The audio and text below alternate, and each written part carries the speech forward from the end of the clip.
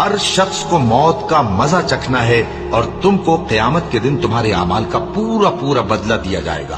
تو جو شخص دوزخ سے دور رکھا گیا اور بہشت میں داخل کیا گیا وہ مراد کو پہنچ گیا، اور دنیا کی زندگی تو دھوکے کا سامان ہے۔ اے اہل ایمان، تمہارے مال و جان میں تمہاری آزمائش ضرور کی جائے گی، اور تم اہل کتاب سے اور ان لوگوں سے جو مشرک ہیں بہت سی ایذا کی باتیں سنو گے، تو اگر صبر اور پرہیزگاری کرتے رہو گے تو یہ بڑی ہمت کے کام ہے۔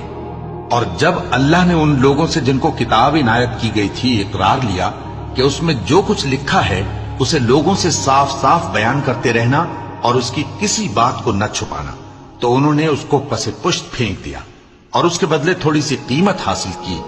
یہ جو کچھ حاصل کرتے ہیں برا ہے۔ جو لوگ اپنے کیے ہوئے کاموں سے خوش ہوتے ہیں اور وہ کام جو کرتے نہیں ان کے لیے چاہتے ہیں کہ ان کی تعریف کی جائے۔